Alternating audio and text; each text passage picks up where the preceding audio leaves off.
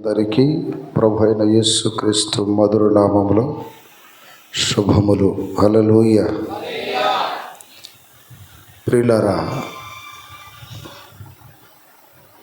ఈ పునరుద్ధానం దినాన ఒక వాక్యం చదివి ధ్యానం చేద్దాం. గట్టిగా చెప్పండి.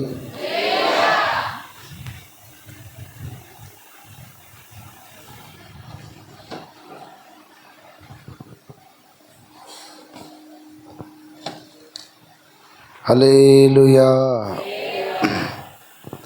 హల్లెలూయా. దగ్గరగా చేతులు ఇలా ఎత్తాల. స్తోత్రాలు చెప్పు. స్తోత్రం, స్తోత్రం, స్తోత్రం, స్తోత్రం. దేవుని యొక్క వాక్యంలో నుండి కొన్ని నిమిషాలు మనం దేవుని యొక్క వాక్యం ధ్యానం చేద్దాం. ప్రియ దేవుని బిడ్డలారా,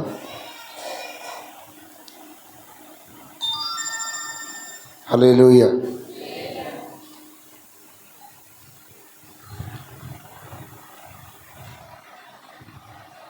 ప్రైజ్ ది లార్డ్. లూకాసు వార్త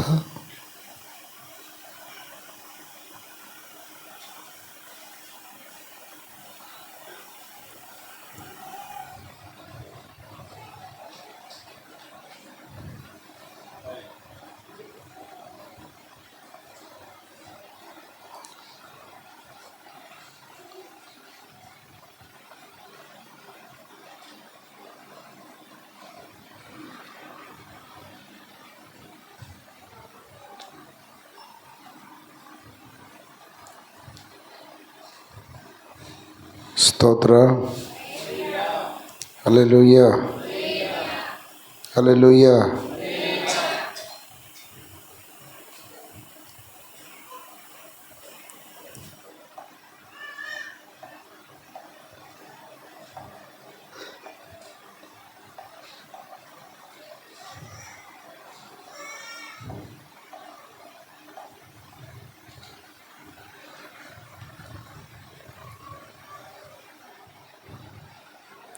దానికి ముందు హెబ్రీయులకు రాసిన పత్రిక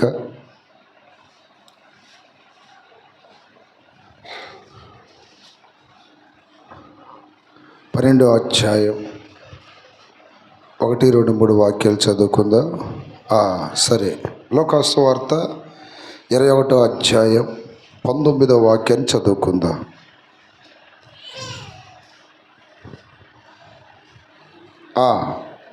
మీరు మీ ఓర్పు చేత మీ ప్రాణములను దక్కించుకొందురు. అలాగే ప్రసంగి 10వ అధ్యాయము 4వ వాక్యాన్ని చదువుకుందాం. ప్రసంగి గ్రంథము 10వ అధ్యాయము 4వ వాక్యాన్ని చదువుకుందాం. ఏలువాడు నీ మీద కోపపడిన ఎడల నీ ఉద్యోగము నుండి నీవు తొలగిపోకుము. ఓర్పు గొప్ప ద్రోహ కార్యములు జరగకుండా చేయును. 3 సార్లు గట్టిగా చెప్పండి.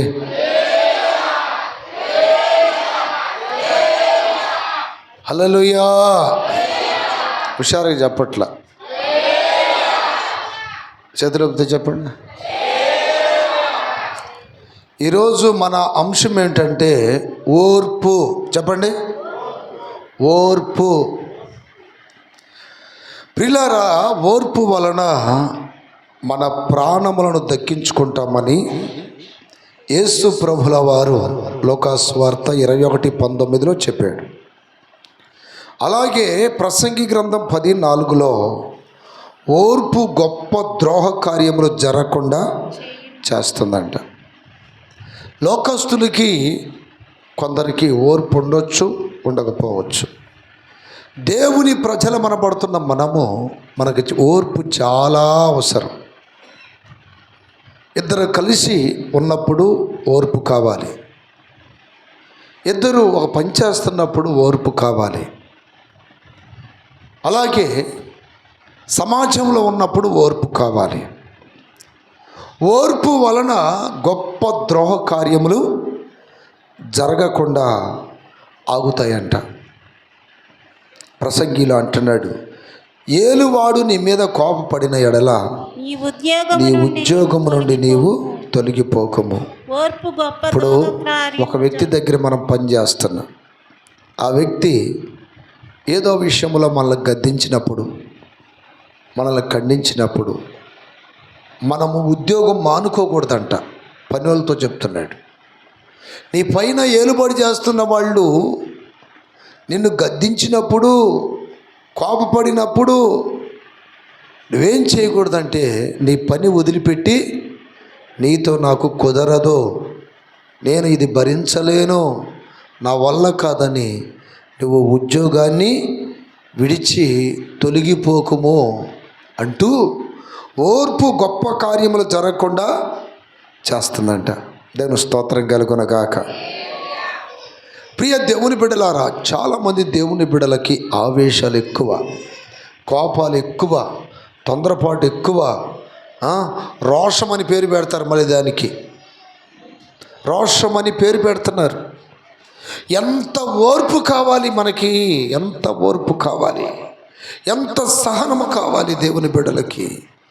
ఈ ఓర్పు ఉంటేనే మనము ప్రాణాలను దక్కించుకుంటామని వాక్యం చెప్తుంది. దేవుని స్తోత్రం కలుగునగాక. యేసు ప్రభువారి గురించి ఏమని రాయబడిందంటే, యేసు ప్రభువారు అంట హెబ్రీయులకు రాసిన పత్రిక 12వ అధ్యాయం ఇందాక చెప్పాను చూడండి, 1 నుండి చదవండి. ఇంత గొప్ప సాక్షి 3వ వాక్యం చదివితే బాగుంటుందేమో. మీరు అలసట పడకయు ఈ ప్రాణములు విసుకకయు ఉండునట్లు పాపాత్ములు తనకు వ్యతిరేకముగా చేసిన తిరస్కారమంతయు ఓర్చుకొనిన. చూడండి, పాపాత్ములు చేసిన తిరస్కారమంతయు ఓర్చుకొనిన ఆయనను తలంచుకొనుడి. దేవుని స్తోత్రం కలుగునగాక. చాలాసార్లు ఈ భర్తతో నేను కాపురం చేయలేనండి, ఈ భార్యతో నేను కాపురం చేయలేనండి, ఈ పిల్లలతో నేను కాపురం చేయలేను, నా వల్ల కాదు, నాకు ఓర్పు నశించిపోయింది, అమ్మో వీళ్ళతో నేను చాలా విసిగిపోయాను, నేను ఎటన్నా పోవాలనిపిస్తుంది అనే మాటలు తట్టుకోలేక, చేసే క్రియలు తట్టుకోలేక విడిచిపెట్టి ఎటన్నా పోవాలి, ఏదన్నా చేసుకోవాలి అని మనకు ఆలోచనలు వస్తాయి. యేసయ్య ఎంత ఓర్చుకున్నాడో వాక్యం చెప్తుంది. పాపాత్ములు అంట ఆయన ఏం చేశారు? తిరస్కరించారంట. ఆయనకి శక్తి ఉంది, ఆయన ఏదైనా చేయగలడు. ఆయన గాలిని గద్దిస్తే ఆగిపోయింది, తుఫానుని గద్దిస్తే ఆగిపోయింది, సముద్రాన్ని గద్దిస్తే నిమ్మలమైంది.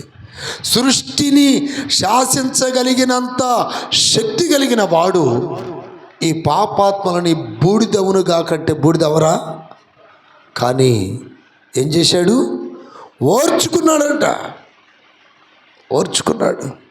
ఈ రోజున దేవుని సన్నిధికి వస్తున్న ప్రియ దేవుని బిడ్డ, నువ్వు మంచిగా ఉన్నా కొంతమంది నిన్ను విసిగిస్తారు, నువ్వు మంచిగా ఉన్నా కొంతమంది నిన్ను బాధ పెడతారు, నువ్వు మంచిగా ఉన్నా కొంతమంది నిన్ను వ్యతిరేకిస్తారు.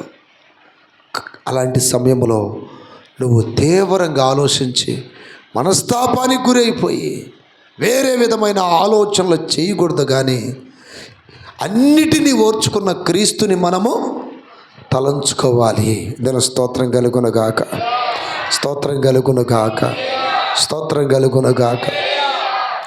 ఓర్చుకున్న ఒక గొప్ప దేవుడు మన ముందున్నాడు. ఆయన కోపం వస్తే గొడ్డల్లో లేకపోతే బాణాలో లేకపోతే కత్తులో పట్టుకొని యుద్ధం చేయలా యేసయ్య. ఒక చెంప కొడితే ఇంకో చెంప చూపించాడు, ముఖం మీద ఉమ్మేస్తే తలదించుకున్నాడు, పిడిగుద్దులు గుద్దితే ఓర్చుకున్నాడు. ఏ తప్పు చేయనటువంటి ఆయనకి అన్యాయపు తీర్పు జరిగితే భరించాడు. నా ప్రియతమ బిడ్డలారా, ఇప్పుడు మనకి కొన్ని సందర్భాల్లో ఇట్లాంటి సమస్యలు వచ్చినప్పుడు క్రీస్తుని తలంచుకోవాలి. ఎందుకని ఆయనలాగా ఓర్చుకున్న వ్యక్తులు ఇక భూమి మీద ఎవరో లేరు గనుక ఆయన్నే తలంచుకొని కల్వరిలో నీ రూపము ధ్యానించి ఆదరణ పొందేదా నీవిచ్చే నేను తలంచి ఓపికతో సాగేదా కల్వరిలో నీ రూపము ధ్యానించి ఆదరణ పొందేదా నీవిచ్చే ఉతలంచి ఓపికతో సాగేదా నా జీవితం నీ కృపపైనే ఆధారపడి ఉంది నా మనసంతా నీ మీదనే ఆనుకొనుచున్నది ఏమైనా ఏదైనా ఏమైనా ఏదైనా ఈ జీవితమే నాలో నెరవేర్చును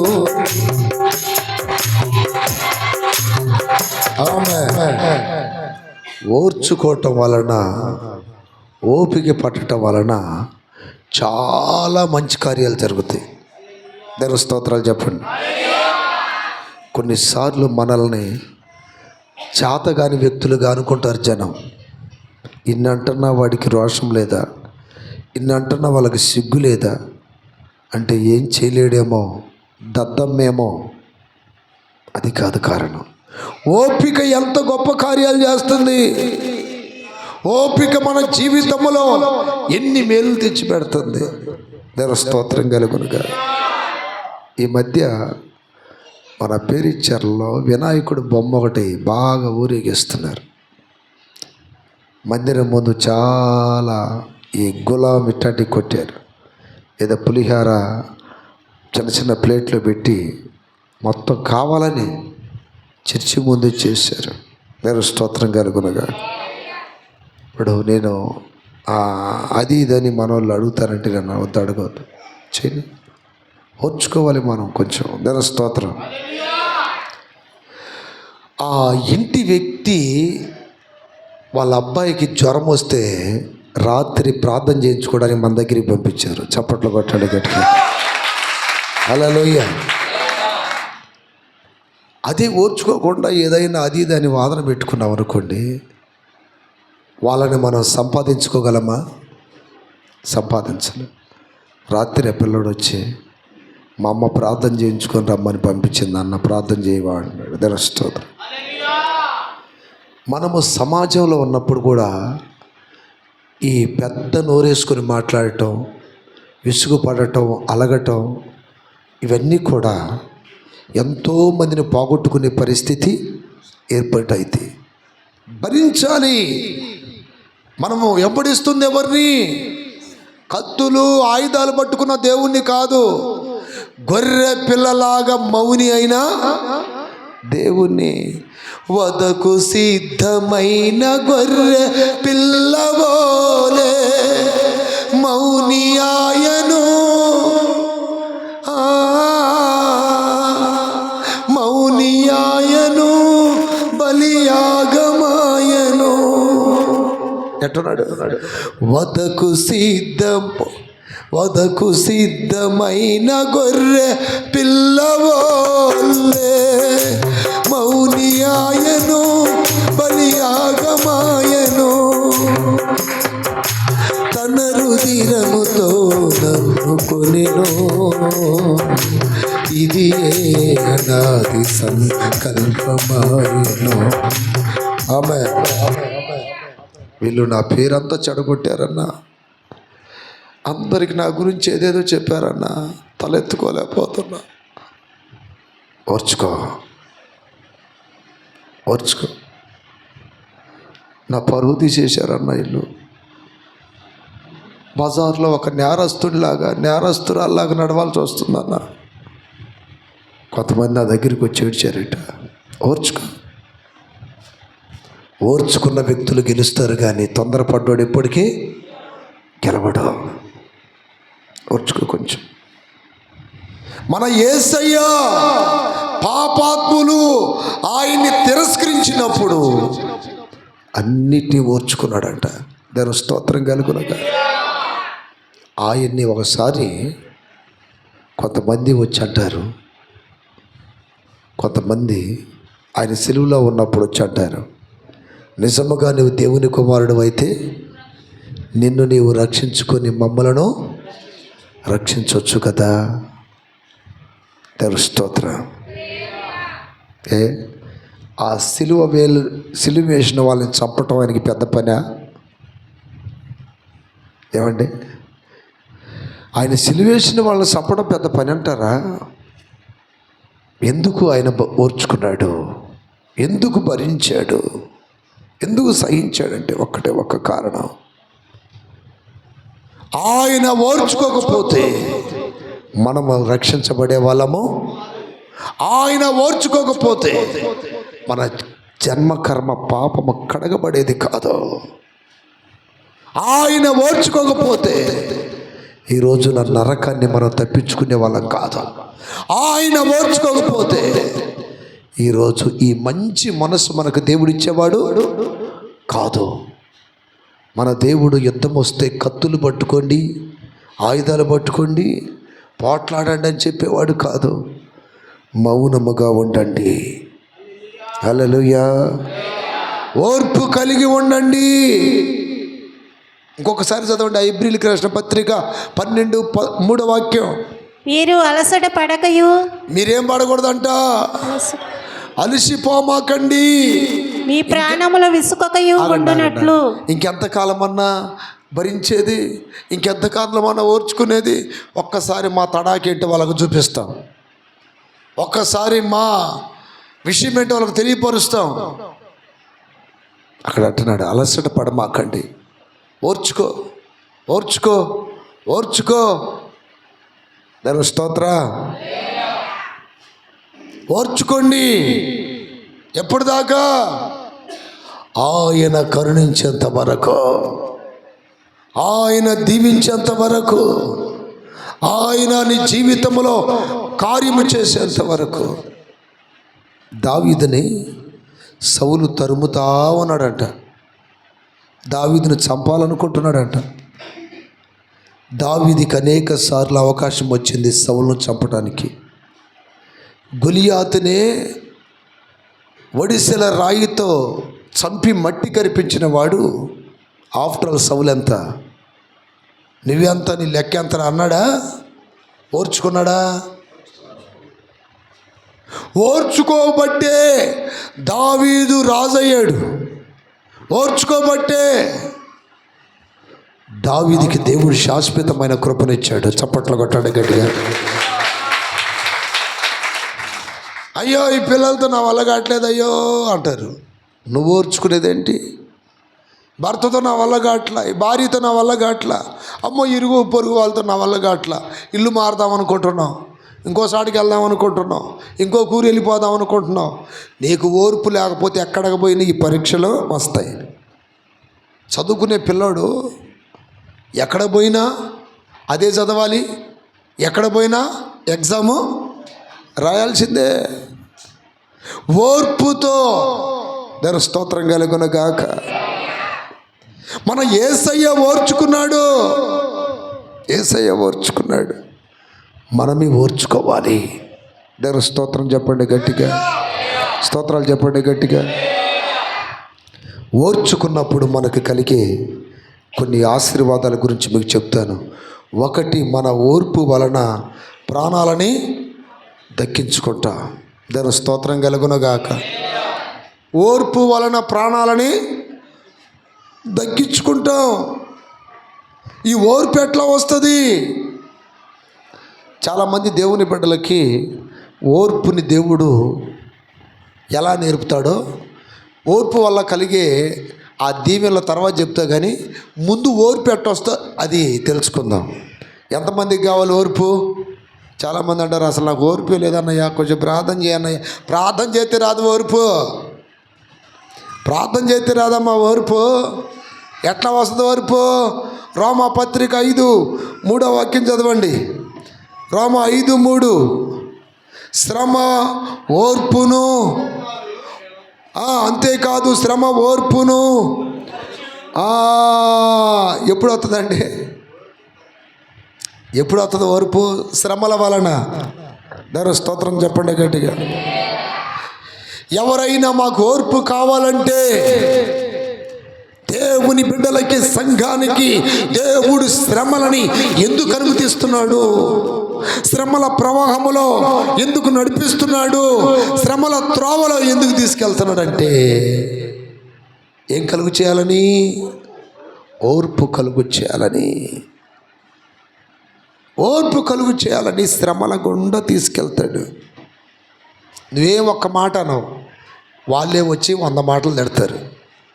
నువ్వే కీడు చేయవు, మేలు చేస్తావు, కానీ వాళ్ళు వచ్చి నీకు కీడు చేస్తారు.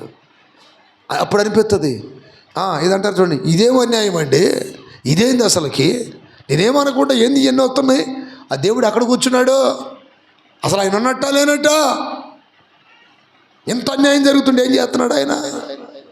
దేవుని స్తోత్రం. ఇలాంటి మాటలు రావా?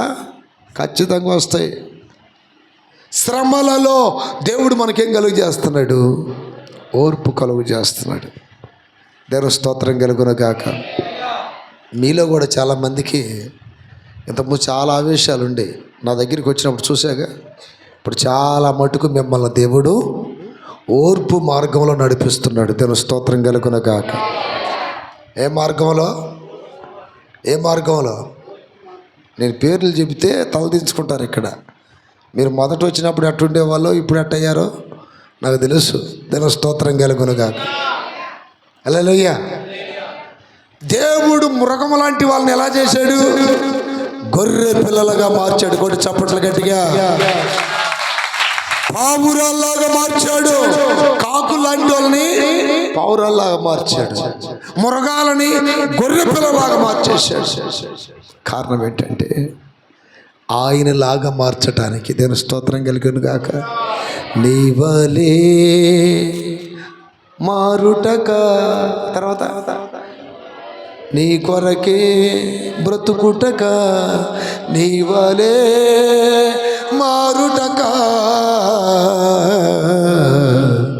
ఎందుకో నాయడ ప్రేమ, ఎందుకో నాయడ నీ కొరకే బ్రతుకుటగా, నీవలే మారుటగా, నీ కొరకే ఎసయ్యా, నీవలే మారుటగా, ఎందుకో నాయడ నీకు ఎంత ప్రేమ, నీ ప్రేమ అపారము, ఆ ప్రేమ అద్భుతము, నీ ప్రేమ అపారము, ఆ ప్రేమ అమృతము, ఎందుకో నాయన నీకు. ఆమేన్. చేతులు పైకెత్తి గట్టిగా చెప్పండి. ఒక వ్యక్తి నా దగ్గరికి వచ్చి ఈ మధ్య ఎన్ని ఓర్చుకుంటున్నావయ్యా అన్నారు. అంటే నా దగ్గర ఉన్నటువంటి కొంతమందిని గురించి ఎన్ని ఓర్చుకుంటున్నావు అని నేను చెప్పాను. దేవుడు నన్ను ఓర్చుకుంటున్నాడు, నేను అందరినీ ఓర్చుకుంటున్నా, అంతే, ఇంకేం లేదు. దేవుని స్తోత్రాలు చెప్పండి. దేవుడు మనల్ని ఓర్చుకుంటున్నాడు, మనం అనేకుల్ని ఓర్చుకోవాలి. అంటే వాళ్ళు నన్ను అడిగారు, ఎట్లా ఓర్చుకుంటాం ఇంతమందిని? అదంటే ఆయన నన్ను ఓర్చుకున్నాడు, నేను అనేక మందిని ఓర్చుకుంటున్నాను. దేవుని స్తోత్రం కలుగునుగా. మనకి శ్రమలు పెట్టేది కోపంతో పెట్టట్లా, మనల్ని శ్రమలు పెట్టేది దేవుడు కక్షతో పెట్టట్లా, ద్వేషంతో పెట్టట్లా. మనల్ని శ్రమపరిచేది దేవుడు మనల్ని ఏదైనా చేయటానికి కాదు, మనకి ఓర్పుని కలుగు చేయటానికి. దేవుని స్తోత్రం కలుగునగా. ఈ రోజున నా ప్రియమైన బిడ్డలారా, ఆ శ్రమపరిచే వ్యక్తులని వాళ్ళకి ఏదైనా జరగాలి, వాళ్ళకి ఏదైనా నాశనం రావాలి, వాళ్ళకి ఏదైనా కీడు జరగాలి, వారు నా యొద్ద నుండి తొలగిపోవాలి, వారి బంధకాల నుండి నేను విడుదల పొందాలని ఇట్ట ప్రార్థన చేయకూడదు. వారిని దేవుడు నాకు ముళ్ళుగా పెట్టింది ఎందుకంటే నాకు ఓర్పుని కలుగు చేయటానికే. నీ భర్త నీకు ముళ్ళు కావచ్చు, నీ భార్య నీకు ముళ్ళు కావచ్చు, నీ పిల్లలు నీకు ముళ్ళు కావచ్చు. పౌలంట ఒక విన్నపం కొరకు 3 సార్లు ప్రార్థన చేశాడంట. దేవుడు అంటున్నాడు, అది నీకు ముళ్ళుగా ఉండాల్సిందే, నా కృప నిన్ను విడిచిపోదు, నా కృప నీకు చాలు, అది ముళ్ళు నీకు. ఎందుకంటే నువ్వు అతిశయించకుండా, హెచ్చించుకోకుండా, గొప్పవాడిని తలంచుకోకుండా నీకు ముళ్ళుగా పెట్టానది తీసేయను అంటాడు. కొన్నిసార్లు మనం అది తీసే ఇది తీసే అని ప్రార్థన చేస్తాం. దేవుడు నచ్చకపోతే ఆ ప్రార్థనలు ఆలకిస్తాడా? ఆలకించడు. ఎవరొకరు ముళ్ళలాగా ఉండాల్సిందే. ఇప్పుడు ఎద్దు కదలాలి అంటే ముళ్ళగరత ఏం చేస్తారు? పొడుస్తూ ఉంటారు. మనల్ని కూడా దేవుడు ఏదో ఒక శ్రమ పెట్టి మనకు ఓర్పుని కలుగు చేస్తాడు. చేతులు పైకెత్తి గట్టిగా చెప్పండి హల్లెలూయా, హల్లెలూయా. అయితే ఈ శ్రమలు కలుగుతున్నప్పుడు రోమాపత్రిక 12:12 కూడా రాయబడింది, ఈ శ్రమలు కలుగుతున్నప్పుడు దేవుడు నన్ను విడిచిపెట్టాడేమో, మర్చిపోయాడేమో, నన్ను కాదంటున్నాడేమో, నా ప్రవర్తన దేవునికి నచ్చట్లేదేమో అని ఇట్ట బాధపడే కంటే ఆ శ్రమలలో నిరీక్షణ గలవారమై ఏం చేయాలి? సంతోషించుచు శ్రమయందు ఓర్పు గలవారమై ప్రార్థనయందు పట్టుదల కలిగి ఉండుడి. చూడండి, ఆ శ్రమలలో శ్రమయందు ఓర్పు గలవారమై ప్రార్థన యందు ఎట్టుండాలి? పట్టుదల కలిగి ఉండాలి. నాకు శ్రమలు వస్తున్నాయి, నేను ప్రార్థన చేయను, నేను చర్చికి రాను,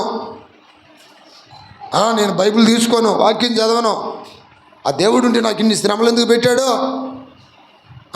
ఈ పోతే వస్తాను నేను, ఈ బాట్లేదంటే నేను రాను. ఇలాంటి వారికి ఇంకా వాక్యము అర్థము కాలేదని అర్థం. శ్రమలో పెడుతుంది నీకు ఓర్పు కలుగు చేయడానికి. శ్రమ ఓర్పును, ఓర్పు పరీక్షను, పరీక్ష నిరీక్షణను కలుగు చేయను.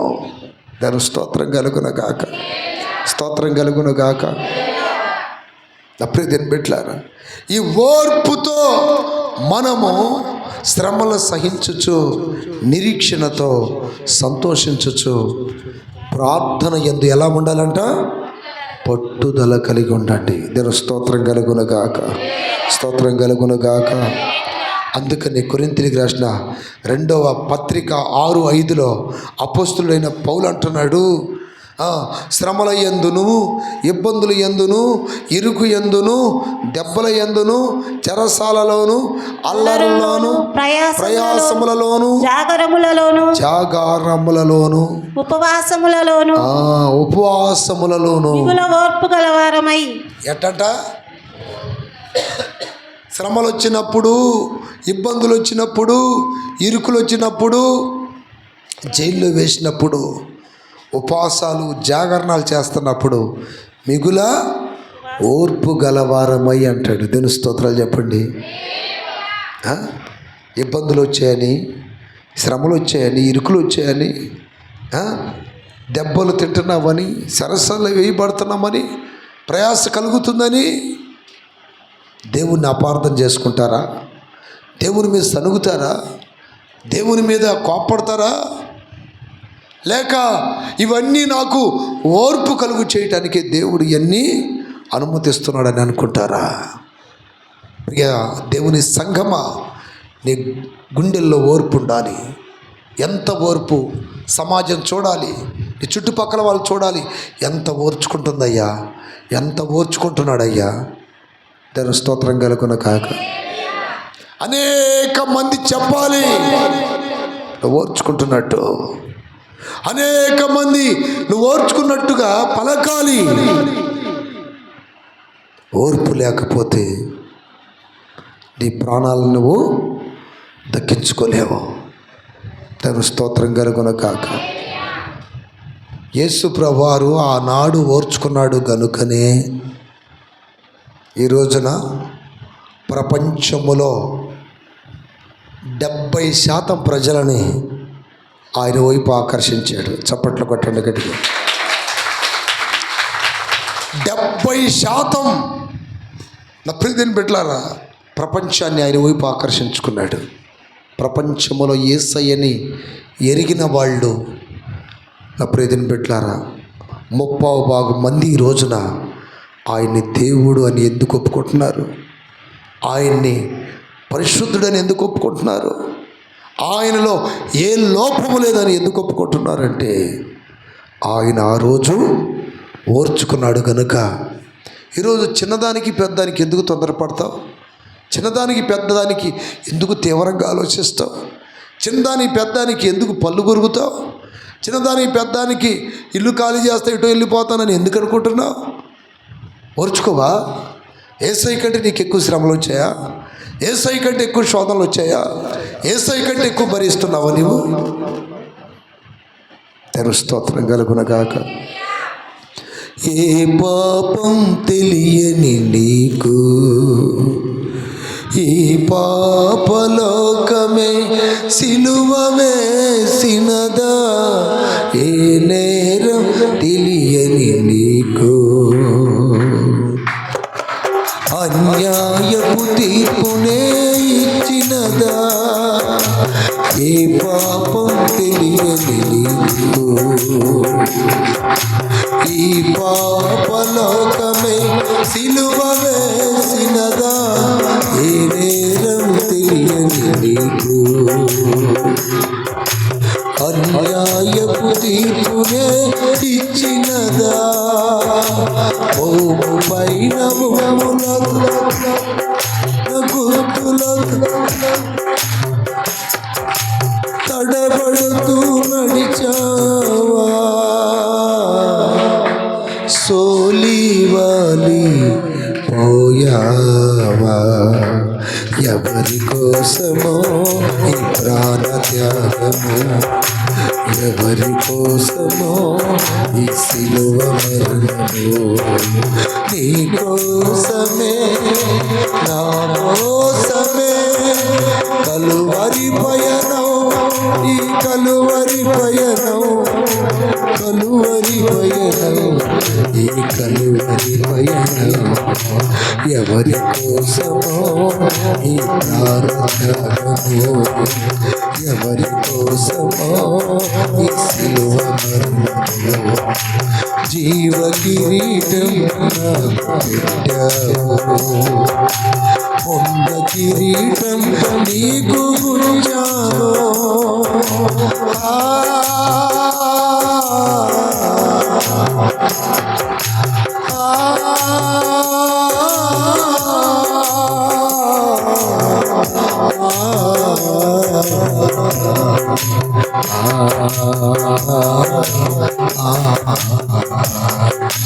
జీవ కిరీటం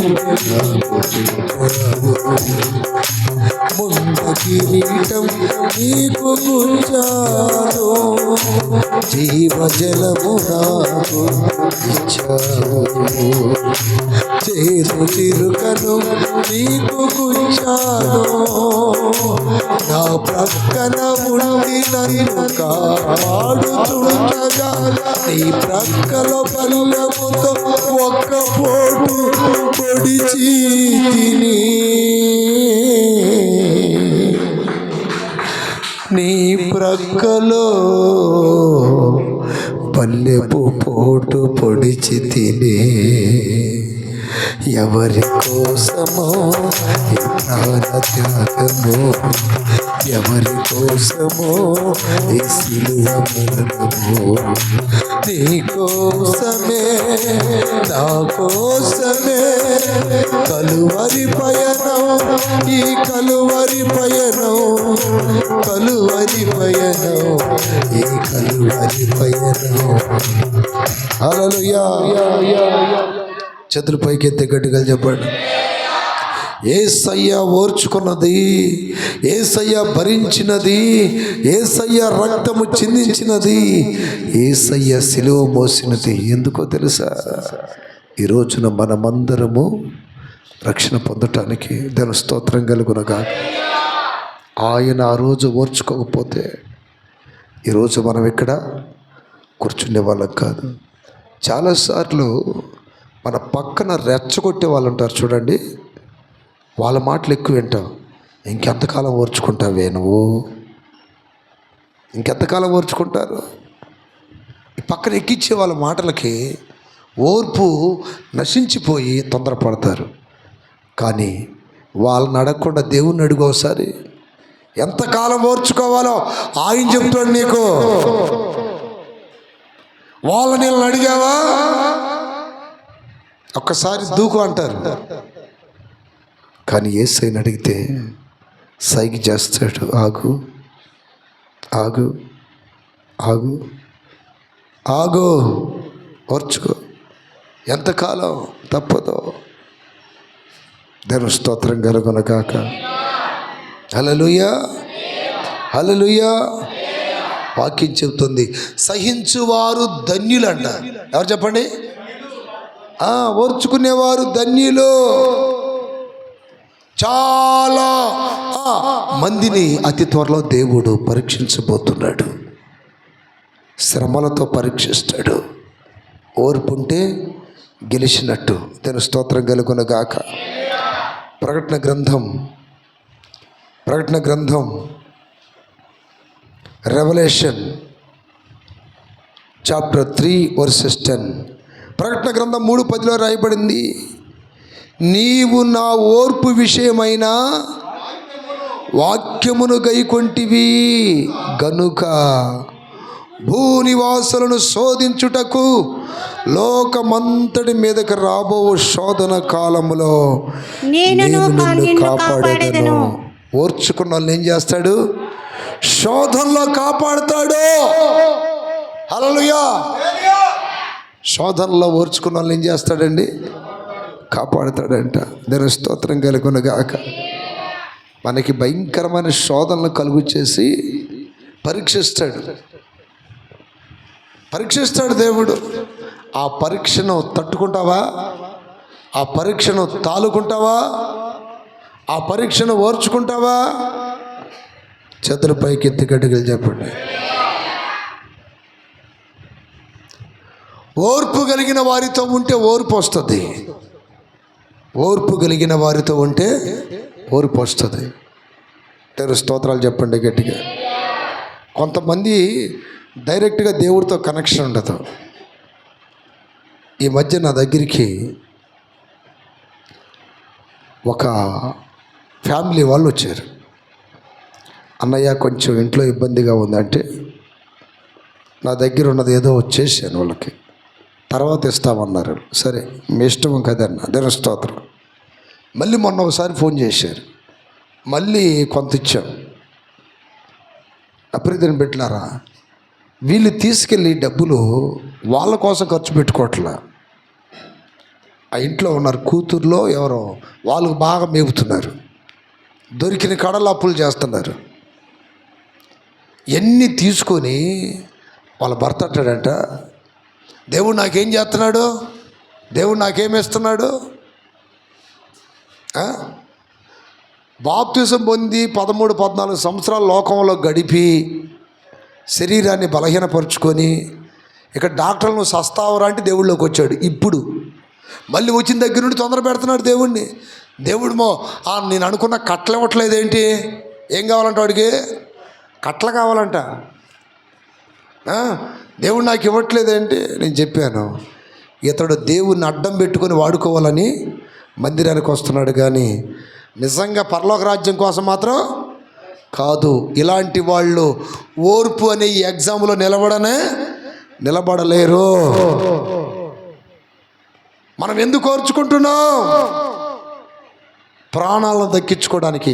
తెలుగు బైబిల్లో ప్రాణాలని ఉంది. ఆత్మను కాపాడుకోవడానికి. ఓర్చుకునేవాడు ఆత్మను కాపాడుకుంటాడు. దేవుని స్తోత్రం. ఓర్చుకుంటేనే. ఇప్పుడు నేను ఇటు ఏదో ఊరు ఉందండి, అది ఆ ఊర్లో ఒక అతను కరెంటు బిగిస్తా అన్నయ్య నీ దగ్గర ఒక చిన్న విన్నపం అడుగుతాను, ప్రార్థన చేస్తారా అన్నాడు. సరే రా బ్రదర్ అన్న. దగ్గరికి వెళ్ళిన తర్వాత అంటాడు, నేను బాప్తిసం పొందక ముందు నా భార్యకి నేనంటే ఇంకంతే 1-2, కానీ బాప్తిజం పొందిన తర్వాత నేను చక్కగా చర్చికి వెళ్తున్నాను. ఇప్పుడు నన్ను బాగా ఇబ్బంది పెడుతుందన్న. కానీ మళ్ళీ పాత స్థితికి వెళ్ళి ఏదో చేయాలనుకుంటున్నాను, కానీ మళ్ళీ నాకు దేవుడు గుర్తు వస్తున్నాడు. ఎందుకన్నా దేవుడిలోకి వచ్చిన తర్వాత ఇంకా ఈ శ్రమ ఎక్కువైపోతుంది. అప్పుడు నేనంటే అందరూ భయపడేవాళ్ళు, ఇప్పుడు నేనంటే అసలు ఒక్కడు కూడా లెక్క లేదు. నేను అన్నాను, యేసయ్యని భూమి మీద ఎవడన్నా పూలదండలేసి గౌరవించాడా? మన పౌరత్వం అక్కడ ఉంది. హల్లెలూయా.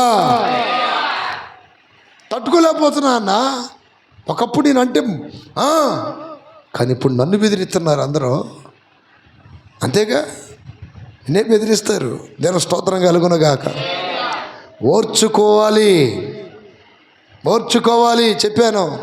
నీ ప్రాణము అనబడుతున్న ఆత్మని నువ్వు కాపాడుకోవాలంటే ఆత్మ విషయమై దీనుడు అవ్వాలని వాక్యం చెప్తుంది. మత్తయి సువార్త 5వ అధ్యాయం. ఆత్మ విషయమై దీనులైన వారు ధన్యులు, పరలోక రాజ్యం వారిదే. 5వ అధ్యాయము 3వ వాక్యం అండి. ఆత్మ విషయమై దీనులైన వారు ధన్యులు. చూడండి, ఎందుకు ఓర్చుకుంటున్నావు? ఎందుకు భరిస్తున్నావు? ఎందుకు తట్టుకుంటున్నావు? ఎందుకు చెయ్యెత్తవు? ఎందుకు కాలెత్తవు? ఎందుకు కర్రెత్తవు? ఎందుకు కత్తెత్తవు అంటే దేనికోసం? ఆత్మ కొరకు. దేని కొరకు? ఆత్మ విషయమై దీనులైన వారు ధన్యులు, పరలోక రాజ్యము వారిది. అంటే దీనులకే, అంటే ఓర్పు కలిగిన వారికే పరలోక రాజ్యం. మీలో ఎంతమందికి కావాలి పరలోక రాజ్యం? నిజంగా చేతులు ఎత్తండి. అబద్ధంగా కాదు, చాలామంది అబద్ధమే. నిజంగా మనస్ఫూర్తిగా అన్నయ్య దేవుని రాజ్యం కొరకేనన్నా నేను అంటే మీ అందరికి నేను చెప్తున్న ఒక మాట ఏంటంటే, ఆత్మ విషయమై పలకండి అందరూ. ఆత్మ విషయమై దీనులుగా ఉండండి. దేవుని స్తోత్రం. కొంతమంది అంటారు, పుసిక్కిన పోయి దాని నోట్లో నోరు పెట్టానన్న, నా నోరు కూడా ఏమైంది? చెడిపోయింది. పుసిక్కిన వల్ల కదిలించుకున్నాను. సాతానుడు నిన్ను కదిలించి నేను శోధించి నీ కోపమంతా మళ్ళీ బయటికి రప్పించి మళ్ళీ నీ చేత బూతులు తిట్టించి ఆ తర్వాత నువ్వు మూలం కూర్చొని ఏడ్చేటట్టు చేస్తాడు. దేవుని స్తోత్రం. బాగున్నావు, నేను నన్ను కదిలించి చూడు మళ్ళీ అటు చేశారు. అరే అబ్బాయిలో కదిలీయటం కాదు, దేవుడు నిన్ను పక్క నుండి ఏం చేస్తున్నాడు? పరీక్షిస్తున్నాడు. దేవుని స్తోత్రం కలుగునుగాక. ఎంత కదిలిచ్చినా ఈడు కదలడేక. ఎందుకని? తండ్రి పోలిక వచ్చేసింది, తండ్రి స్వభావం వచ్చేసింది, క్రీస్తులాగా మారుతున్నాడు. కదిలించాలి నేను ఇట్టయ్యానన్నా అట్ట అనకూడదు. ఆ కుర్రోడు కూడా నాతో అదే అన్నాడు. ఆ బ్రదరు అన్న, ఒక్కోసారి కరెంటు తీసుకెళ్ళి చెవులో పెడదాం అనుకుంటున్నానన్న, దానికి చచ్చిపోద్ది కదా. పోనీ అన్న, బైబిల్ తీసుకొని సేవకులు వెనకాల తిరుగుతాను అంటున్నాడు. ఎక్కడ? ఏ ఊరు అంటే ఇది బల్లికుర అవతల వల్లాపల్లి. ఎవరు? వల్లాపల్లిలో. దేవుని స్తోత్రం. అంత పని చేయి మాకు నాయన. అది నరహత్య అయింది. అన్ని పాపాల కంటే ఘోర పాపం ఏంటి? నరహత్య. చేయకూడదు, తప్పు. దేవుని స్తోత్రం. ఆత్మ విషయమై ఏం చేయాలి? దీనులమై ఉండాలి. ప్రకటన గ్రంథము 13:10 ఏమని రాయబడిందంటే, ఎవడైనను చెరపట్టవలెనని ఉన్న ఎడల వాడు చెరలోనికి పోవును, ఎవడైనను ఖడ్గము చేత చంపిన ఎడల వాడు ఖడ్గము చేత చంపబడవలెను, ఈ విషయములో పరిశుద్ధుల పరిశుద్ధుల ఓర్పును ఓర్పును. విశ్వాసమును కనబడును. అబ్బా, పరిశుద్ధుల్ని దేవుడు ఏం చేస్తున్నాడు? గట్టిగా చెప్పండి అన్న.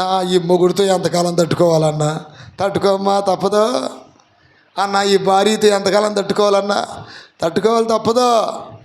వాక్యం చెప్తుంది, ఎవడైనా చెరపట్టవలనని ఉన్న ఎడల వాడు చెరలోనికి పోవును. పోవలను. ఎవడైనను ఖడ్గము చేత ఎవడైనా చంపిన ఖడ్గము ఎడల చేత సంపిన ఎడల వాడు ఖడ్గము చేత చంపబడవలెను. అంటే జైల్లో పోవాలని జైల్లో పో. ఏ సునామంలో ఎంతమంది పోతారు జైల్లోకి? ఏందన్నావు? శాపం పెడుతున్నావేంటి? దేవుడి కోసం పోనాయనా. దొంగతనాలు చేసి పోమాక, ఎవరైనా కొట్టి పోమాకండి జైలుకి. ఎవరి కోసం వెళ్ళాలి? యేసయ్య కోసం పో. దేవుని స్తోత్ర. పౌలు శీలలో జైలుకి వెళ్ళింది దేనికోసం? యేసయ్య నామము నిమిత్తం వెళ్ళారు. ఆమేన్. యేసయ్య నామము నిమిత్తం వెళ్ళారు. యేసయ్య కోసం జైలుకి వెళ్ళాలి. దేవుని స్తోత్రం కలుగును గాక. యేసయ్య కోసం ఇప్పుడు అంత లేదండి. రాబోయే దినాల్లో ఏమైనా అట్లాంటి సమస్యలు వస్తాయో మన ఆంధ్రాలో తెలియదు, కానీ వేరే వేరే రాష్ట్రాల్లో చాలామంది సేవకులు జైలు వేశారు. బాప్తిస్మం పొందితే, అంటే గవర్నమెంట్ పర్మిషన్ లేకుండా బాప్తిస్మము ఇస్తే పాస్టర్ గారికి 2 సంవత్సరాలు జైలు శిక్ష. ఒకవేళ చట్టబద్ధంగా ఇవ్వాలి అంటే కలెక్టర్ గారి సమక్షంలో ఇవ్వాలి. కలెక్టర్ గారి సమక్షంలో బాప్తిస్మం ఇచ్చే అసలు అది ఆ పని జరిగిద్దంటారా? కలెక్టర్ వస్తాడా? దేవుని స్తోత్రం. అది జరిగేది కాదు. ఎవడో వెళ్ళి చెప్తాడు బాప్తిస్మం ఇచ్చారని. ఇక ఆ తర్వాత కటకటాలు వెనకాలేనా?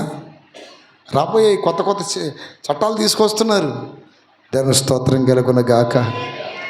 ఇదిగో ఈ క్రీస్తు ప్రేమను ఆర్పాలని, ఈ క్రీస్తు ప్రేమ జ్వాలని ఆర్పేయాలని ఎన్నెన్నో రకాల చట్టాలు తీసుకొస్తున్నారు. ఆర్పుతారా? ఆర్పుతారా? హల్లెలూయా. ఆరని ప్రేమ ఇది, ఆర్పజాలని జ్వాల ఇది. ఆరని ప్రేమ ఇది, ఆర్పజాలని జ్వాల ఇది. అతి శ్రేష్టమైనది, అంతమేలేనిది యేసు ప్రేమ ఇది. హల్లెలూయా. ఆరని ప్రేమ ఇది. దీన్ని ఆర్పాలని ఎప్పుడో అపోస్తుల కాలంలోనే ప్రయత్నించారు.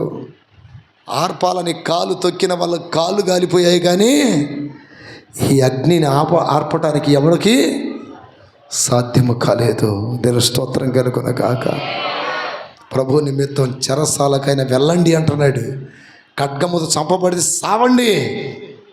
అప్పుడు అర్థమైందంట పరిశుద్ధులు ఓర్పు. నిజంగా వీళ్ళు పరిశుద్ధులా కాదా?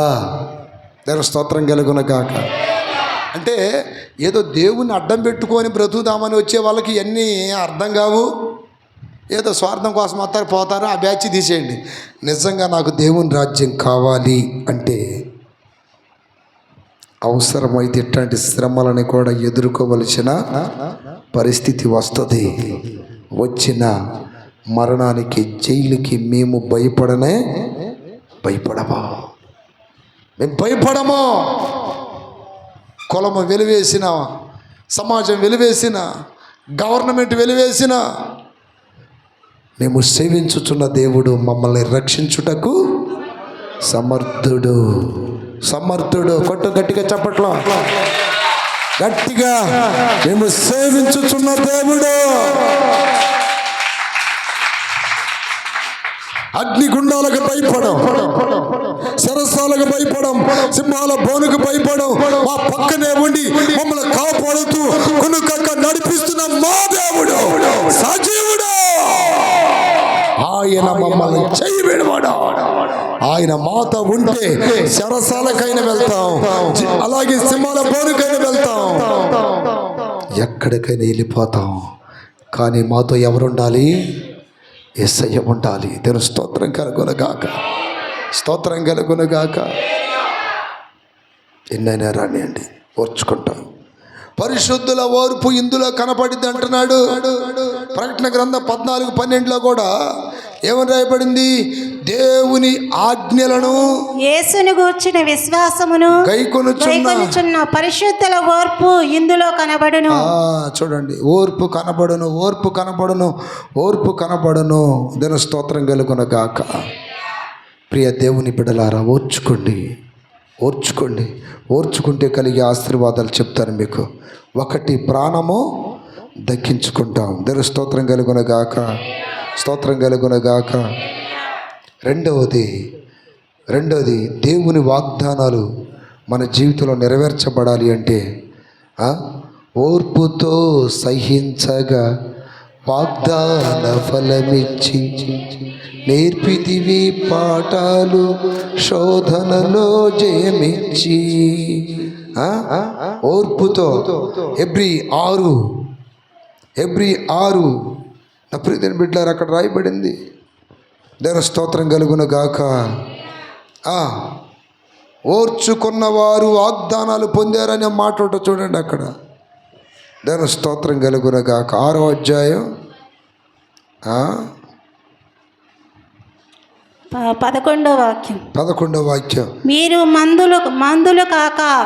మందులు కాక విశ్వాసము చేతను ఓర్పు చేతను. చూడండి, వాగ్దానాలు స్వతంత్రించుకోవాలంటే ఒకటి విశ్వాసము చేతను ఓర్పు చేతను. జనవరి రోజున మనం తీస్తాం వాగ్దానాలు. అన్నయ్యా నేను నీకు తోడై ఉంటానని వచ్చింది. అన్నయ్యా దేవుడు నన్ను స్వస్థపరుస్తాడని వాగ్దానం చేశాడు. అన్నయ్యా నీ దుఃఖ దినములు సమాప్తమగునని వచ్చింది. అన్నయ్యా ఇదిగో నీకు మేలు చేస్తానని దేవుడు వాగ్దానం చేశాడు. మంచిదేనమ్మా. అవి స్వతంత్రించుకోవడానికి నీకు 2 కావాలి. ఒకటి విశ్వాసం, రెండోది ఓర్పు. దేవుడు చేసిన వాగ్దానములు మనము అనుభవించాలి. ఆ వాగ్దానాలు మన జీవితంలో నెరవేర్చబడాలి అంటే మనకి కాస్త ఏం కావాలండి? ఓర్పు కావాలి. దేవుని స్తోత్రం కలుగునగాక. ఒకటి, ప్రాణములను దక్కించుకుంటాం. రెండోది, వాగ్దానములను స్వతంత్రించుకుంటాం. చేతులు పైకెత్తి గట్టిగా చెప్పండి, హల్లెలూయా, హల్లెలూయా. అందుకనే ఈ ఓర్పు అనేది నా ప్రియమైన బిడ్డలారా అందరికీ ఉండాలని వాక్యం సెలవిస్తుంది. ఒకటి, క్రీస్తుకుంది ఓర్పు. రెండోది, దేవుని సంఘానికి కూడా ఉండాలి. 2వ తెస్సలోనికీయులకు రాసిన పత్రిక 1:4 రాయబడిందండి. అందువలన మీ హింసలన్నిటిలోనూ మీరు సహించుచున్న శ్రమలలోనూ మీ ఓర్పును విశ్వాసమును చూసి మేము దేవుని సంఘములలో ఎందు అతిశయపడుచున్నాము. తెస్సలోనికయ సంఘానికి గొప్ప ఓర్పు ఉందని వాక్యం సెలవిస్తుంది. నా ప్రియమైన బిడ్డలారా, దేవుని రాజ్యం వెళ్ళాలంటే ఓర్పు కావాలి. వాగ్దాన ఫలాలు అనుభవించాలంటే ఓర్పు కావాలి. ప్రాణాలను దక్కించుకోవాలంటే ఓర్పు కావాలి. ఈ ఓర్పు ఉంటేనే నీ రక్షణ కాపాడుకుంటావు. ఈ ఓర్పు ఉంటేనే నీవు దేవుని దగ్గర అనేక దీవెనలు పొందగలుగుతావు. ఈ ఓర్పు కావాలని దేవుని దగ్గర మనం ఎంతగానో ప్రయాసపడాలి. దేవుని స్తోత్రాలు చెప్పండి గట్టిగా, హల్లెలూయా, హల్లెలూయా. అందుకని ఓర్పు కొరకు ప్రార్థన చేసుకుందాం. అందరు పైకి లేచి నిలబడండి, అందరు పైకి లేచి నిలబడండి. దేవా, నాకు ఓర్పు కావాలి. నీ ఓర్పు కావాలయ్యా, నీ ఓర్పు కావాలి ప్రభా, నీ ఓర్పు కావాలి, నీ ఓర్పు కావాలి. నీవు పాపాత్ములు నీకు వ్యతిరేకముగా నేను తిరస్కరించారు, నీకు అన్యాయపు తీర్పు తీర్చారు, నిన్ను చంప మీద కొట్టారు, పిడిగుద్దులు గుద్దారు, సిలువను మోయించారు, సిలువ పైన నిన్ను చంపారు. అయినా నువ్వు ఓర్చుకున్నావు. ఈ రోజున నేను అన్నిటినీ ఓర్చుకోవాలి. గొప్ప ఓర్పు నాకు దయచేయి ప్రభా. యోబు లాంటి ఓర్పు దయచేయి. యోబు లాంటి ఓర్పు దయచేయి, అబ్రహాము లాంటి ఓర్పు దయచేయి, యోసేపు లాంటి ఓర్పు దయచేయండి నాయన. అయ్యా, ఆది అపోస్తుల ఓర్పు కావాలి, నీ ఓర్పు కావాలి. చిన్న చిన్నయే ఓర్చుకోలేని స్థితిలో ఉన్నానయ్యా. ఓర్చుకొని నా ప్రాణమును తగ్గించుకోవాలి, ఓర్చుకొని వాగ్దాన ఫలము అనుభవించాలి, ఓర్చుకొని నీ రాజ్యమునకు నేను చేరాలి. నాకు ఓర్పు కావాలి ప్రభా, ఓర్పు కావాలయ్యా, ఓర్పు కావాలయ్యా.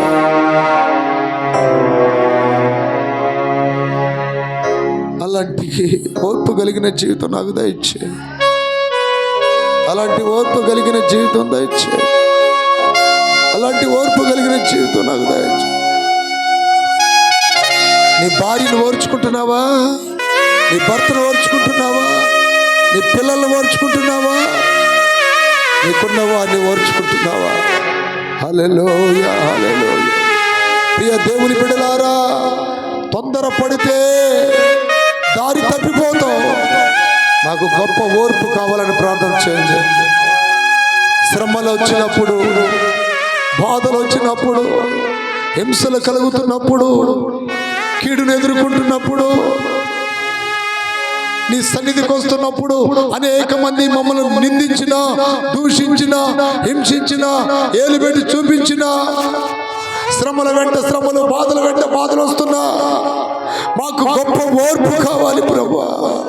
నీ ముఖమే చూడాలి, నీ గుణ లక్షణములను ధ్యానించాలి, సహించాలి నాయన. ఓర్పు కావాలి, ఓర్పు కావాలి, ఓర్పు కావాలి. స్పర్శను ప్రార్థన చేయి. స్తోత్రం, స్తోత్రం.